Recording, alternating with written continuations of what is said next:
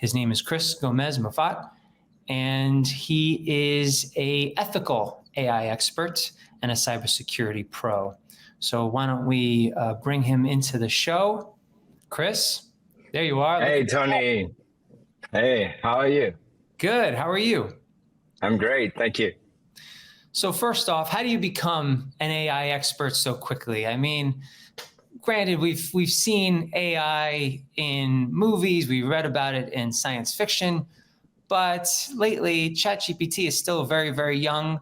It was almost this power that was recently given to consumers. How do you become an AI expert in such a short amount of time? Tony, it's a good question, right? And trust me, it doesn't happen overnight. So personally, I started to develop software using machine learning and AI back in 2007. So 15 years ago now, or 16. And machine learning became more than that. And you had deep learning and natural language processing that altogether became AI. So one of the reason why I focused very early on my career on AI is because I was a cybersecurity engineer. Mm-hmm. And back then we had so much data to monitor and to crunch that, you know, the human and the workload was so much that we couldn't cope with that volume of information. So this is where I started to look at, okay, how can we automate the understanding of this information and to take decision from there. And again, I started that in 2007. 2017, 10 years later, I created a company called Datena. And Datena was an AI first company that was providing a platform to identify confidential and sensitive piece of information. And by identifying this information, we were actually suggesting to our client how to protect this information. So it was very relevant for GDPR, CCPA type of regulation. So yeah, this is how I came from cybersecurity to AI, I think in a very somehow natural way. I've been doing that for a long time. And last year I sold my company to Proofpoint. And now I'm starting this AI lab where we focus only on AI projects, and Promptify.com and Aithos.ai are the two first projects of this lab.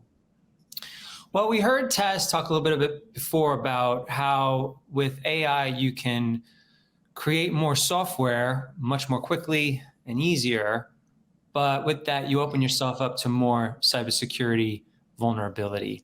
And I wanted to, one, ask if you agree and if you see it that way, and two, what should companies like Microsoft keep in mind as they explore artificial intelligence? In the call that they were on for Q4 earnings, I think it was in late July, they mentioned mentioned AI like 175 times, and so they're not bored by it. Yeah. Listen, I think are we going to have more cybersecurity problem in the future? Yes, most likely. Because of AI, yes and no, we produce more digital assets through AI. But I must say that that's not my biggest concern, to have, more vulnerabilities that we already have. What we currently have is just so big. We have so many vulnerabilities. Every day you have a hacking story, this company got hacked, and you have 0-day vulnerability disclosed definitely on a daily basis. So, this will keep happening.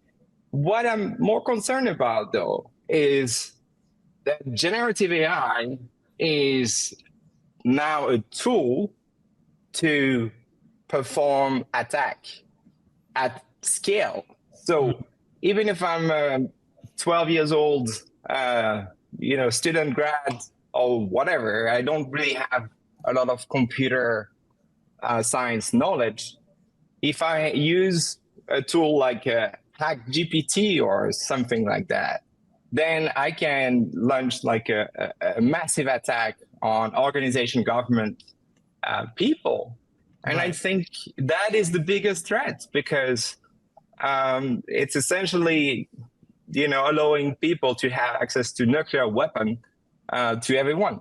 And from an ethical standpoint, I believe that government need to step up rapidly.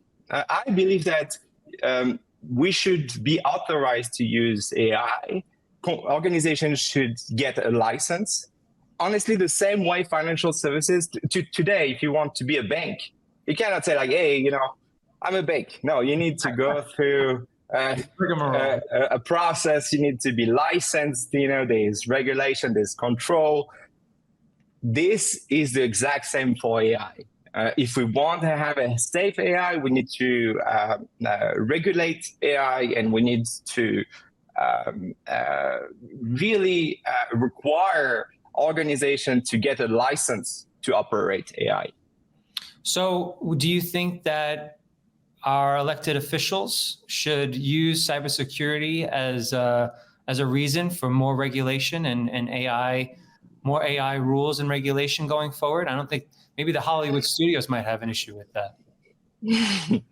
Yeah, I mean, I had a few discussions about that in the past, but I think, look, in a nutshell, what is important to remember is what is the benefit for people? What are we trying to achieve, right? We want to be able to produce very qualitative content to increase productivity drastically.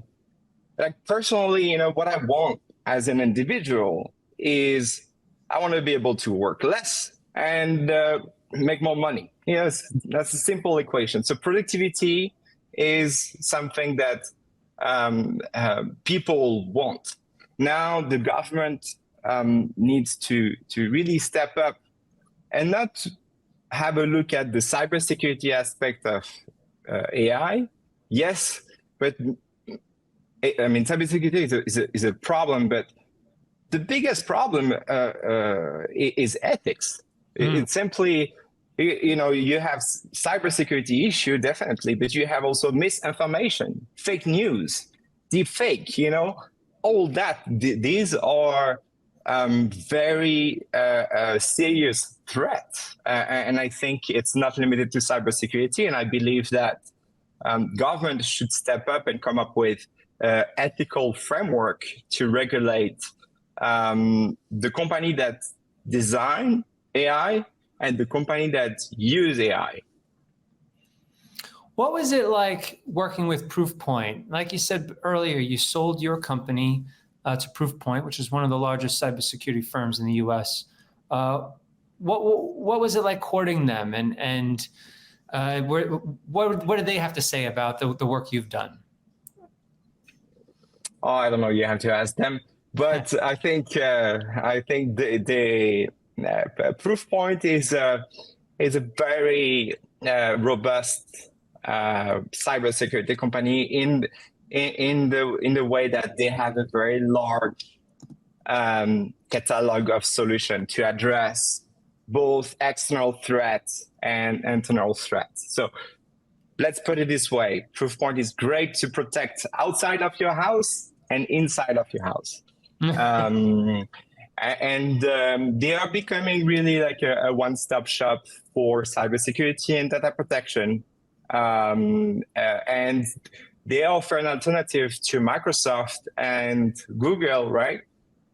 If you are a large organization, you certainly don't want to put your eggs in one basket. So I would say that Proofpoint is one of these key player right now that is emerging, and there's a culture of innovation. So innovation happens through R&D, and they have an amazing R&D team, but also through acquisition, and that's why they acquired us, because we have done AI for cybersecurity since 2017.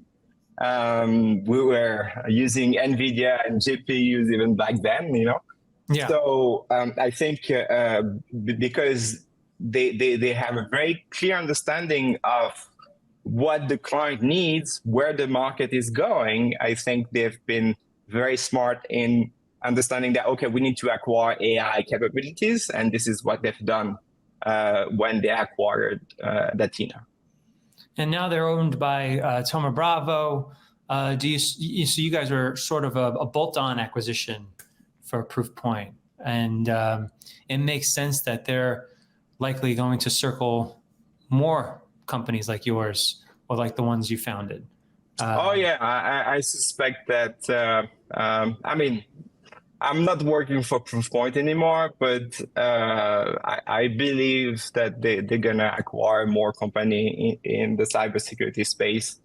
And I'll be very surprised if they don't do that. Yeah. Well, and then you pivoted to AI, Promptify. Let's talk a little bit about that. And do you consider Promptify as a up-and-coming rival to ChatGPT? No, not necessarily. I think the idea is not to compete with ChatGPT, but rather to provide a one-stop shop for generative AI. Look, the truth is, if you look at the future of LLM, large language model, and AI in general, it's very likely that you won't have one AI the same way you have one Google that manage everything, right? I believe that we're going to have a lot of open source model, LLM, and that's why Hugging Face had so much is so trendy recently, because you see that the open source model that Meta, by the way, contributed to with Llama, are competing with OpenAI, and I believe that the future of LLM is open source. So when you understand that, what does it mean for Promptify? Promptify is not another tool that will create another LLM. There's enough LLM, on the market, private, public. You have Llama, you have Falcon, you have OpenAI, you have Claude from Anthropic. We don't want to be another one, right? But rather we want to be a broker, because the question is like, okay, now I have 1,000 LLM to use or AI to use. Which one should I use, really? So, you're not going to have like 1,000 application and whatnot. So the idea is to have a one-stop shop, and then we route you to the best AI based on your objective, your personality, based on what you want to do. Essentially, it's just that. It's a platform to access to all generative AI available on the internet. So you're currently on the funding trail for Promptify, correct? How much are you looking to raise? And for any VCs out there watching this, what should they know about Promptify and the road you're on right now? Well, I think from a funding perspective, I'm bootstrapping the company. We have a really good start. We had more than 100,000 visitors last month, it was just the first month. So we'll see how it goes. I'm very curious to see when we're gonna have stickiness, because not only the product needs to be adopted, but also people should use it, every day. So until until we reach these metrics of, customer acquisition and and stickiness, and we have a confirmed adoption, then we will raise. So given the trend that we have, I think, it's likely that we're going to be able to raise in 6 to 12 months, more or less. But we'll see about that. Well, before we go, I want to ask you just one more question about something we've been seeing pop up in the news, which is the writer's strike and the actor's strike that's going on in Hollywood. You had a lot to say about it as an AI expert, and I imagine you have still have a lot to say. And I read something that you wrote that you think that we might not need screenwriters in the future, that it's less about a screenwriter's ability to write and more about the questions that they ask that will craft stories going forward. And your ability to be a good writer, you said, will not be in producing the right content, but rather asking the right questions. Exactly. So I have to admit, I was a little part of me died when I read that as a writer myself and someone who appreciates film. I'm sorry, Tony. But like, is that? Do you think that as an ethical AI expert, do you think that that is a future you want to be in? I mean, we saw Under Armour come up with a commercial recently that they were proudly boasting was written entirely using AI. Granted, we're still in that first inning in AI development, but the commercial, in my opinion, and from what I've read, it wasn't very good. So it's like, are we just shouldn't our standards be a little bit higher? Yeah, I think. I mean, I have since last time, a funny story. My sister, my younger sister, Lily, she's a screenwriter, actually. Oh. And I hired her, and she's the one that crafts all the templates for Promptify.com. Okay. And it's very interesting because I was discussing with her this morning, and she started to understand that, okay, I'm not going to be replaced, but rather my job will change because my ability to write or to produce content will be purely based on my ability to craft sophisticated prompt, right? And be able to carefully select which AI I'm gonna use. So if you think about it, it's like a chef or a cook, does the same thing. It just cherry pick, that, and I think people shouldn't be worried too much about not having a job. They should rather worry to be left aside because they don't learn to adopt these new type of technologies. But will it be as good as it can be? Like, will you get, say, like the Under Armour speech in the locker room to a team, compare that from an AI versus what Oliver Stone wrote in Any Given Sunday? Do you know what I mean? Exactly. I think it's a really good question, and I don't think there's a yes and no answer to that because it really depends on whether or not the AI will become smarter or dumber, over time, and we've seen that, right? So I must say that you will have certain organizations that will know exactly how to use AI and prompt AI that will have an exceptional content creation. Then you will have people that have less knowledge and will use AI poorly, and then the content will be poor as well. So there's this duality. I wouldn't say that everything is going to be amazing. No. I think you're going to have a lot of very, very good, right, and you're going to have a lot of very, very bad.